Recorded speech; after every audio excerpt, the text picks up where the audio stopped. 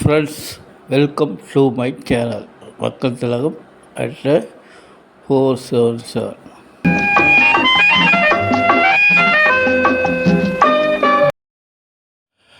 அபிஷேகம் முடிந்தவுடன் முனீஸ்வரருக்கு சந்தனத்தில் பூசுகிறார்கள். சந்தனத்தை பூசி விபூதி பட்டை அடித்து குங்குமம் வைப்பார்கள். மேலே 3 பட்டைகள் 3 குங்குமம். அதே போன்று கீழே முனீஸ்வரர் மூவர் வைத்து பட்டை அடிக்க வேண்டும். அபிஷேகம் முடிந்தவுடன் பட்டை அடிக்கும் முன் மஞ்சளில் பிள்ளையார் பிடித்து முனீஸ்வரர் பக்கத்தில் வைக்க வேண்டும். அவருக்கு வெற்றிலை பாக்கு வைக்க வேண்டும். அதே போன்று மஞ்சளில் தோய்த்த நூல்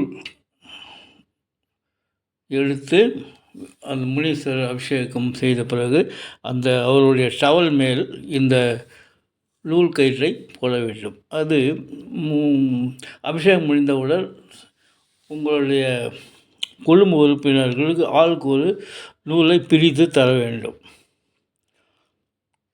அதற்காக தான். அதே போல் அந்த எலுமிச்சம்பழம் வைத்திருக்கிறார்கள் அதன் மடியில், அந்த எலுமிச்சம்பழம் பூஜை ரூமில் வைக்க வேண்டும்.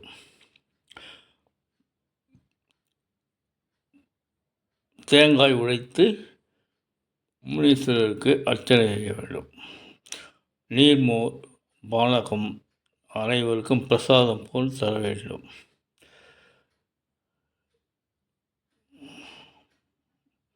முனீஸ்வராய நமக அப்படின்ட்டு சொல்லணும். கற்பூர ஆரத்தி காட்டணும். அதற்கு முன்பு இந்த பொரிக்கடலை, சுருட்டு, சாராயம், பானகங்கள், கலர் 3 கலர் எல்லாம் வைத்து வழிபட விட்ட வேண்டும். முனீஸ்வரருக்கு மதியம் 12க்குள்ளாக முடிந்துவிட்டது அபிஷேகம், ஆராதனை எல்லாம் முடிந்துவிட்டது. பிறகு பார்த்தால் எங்கள் வாசலில் சிட்டுக்குருவிகள் வந்து அமர்ந்தன. 2 நாட்கள் வந்தன. அந்த காட்சியையும் இதனுடன் இணைத்திருக்கிறேன். முனீஸ்வரர் அருள் புரிகிறாரா, புரிந்து உள்ளாரா என்று நீங்கள் தான் சொல்ல வேண்டும். ஃப்ரெண்ட்ஸ், அடுத்த வீடியோ காட்டேரி அம்மன் வழிபாடு. பிடிச்சிருந்தால் லைக் பண்ணுங்கள், சப்ஸ்கிரைப் பண்ணுங்கள், ஷேர் பண்ணுங்கள்.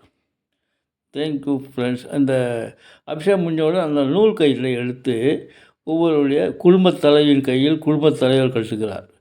அதே போன்று குடும்பத் தலைவருக்கு குடும்பத் தலைவி கையில் மஞ்சள் கயிற்றை கட்டி குங்குமம் வைப்பார்.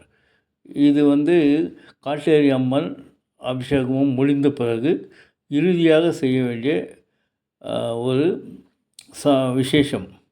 இந்த நூல்களை 3 நாட்கள் கழித்து மஞ்சள் கயிற்றை நீங்கள் விடுவித்து மரக்கிளைகளில் கட்டலாம், வீட்டிலே கூட வைத்து கொள்ளலாம், கொடிகளில் கட்டி வைக்கலாம். Thank you friends. அந்த குருவிகள் இங்கே வந்து கொண்டிருக்கின்றன. இந்த குருவிகள் தான் சொன்னேன். இந்த முனீஸ்வரர் அபிஷேகம் முடிந்த பிறகு அடுத்த நாள் இந்த 2 குருவிகள் ஜோடி குருவிகள் வந்தன. அதற்கு அடுத்த நாள் இன்னும் 2, ஒரு நாள் இதே ஜோடி புறாக்கள் தான், ஜோடி குருவிகள் வந்தன போலும். இந்த சிட்டுக்குருவிகள் வந்து எங்கள் வீட்டில் முனீஸ்வருக்கு எதிராக அமைந்திருக்கும் கொடியில் இவைகள் அமர்ந்தன. இது எதனால் வந்தது? ஃப்ரெண்ட்ஸ், உங்களுக்கு தெரிஞ்சால் சொல்லுங்கள், சப்ஸ்கிரைப் பண்ணுங்கள், கமெண்ட்ஸில் சொல்லுங்கள். முனீஸ்வரர் காட்டேரி அம்மன் வழிபாடு முடிந்து விட்டது எளிதாக. நன்றி ஃப்ரெண்ட்ஸ். உங்களின் அழகான நேரத்திற்கு மிகவும் நன்றி. அடுத்த வீடியோ குலதெய்வம் காட்டேரி முனீஸ்வரர் வழிபடுபவர்களுக்கான வழிகாட்டுதல், காட்டேரி அம்மன் எப்படி வழிபடுவது, விரிவான வீடியோ தொகுப்பு அடுத்து வருகிறது. ஃப்ரெண்ட்ஸ், நீங்கள் காட்டேரி முனீஸ்வரன் குலதெய்வமா உங்களுக்கு, அவர்கள் மட்டும் இந்த வீடியோவை பார்க்கலாம். Thank you friends.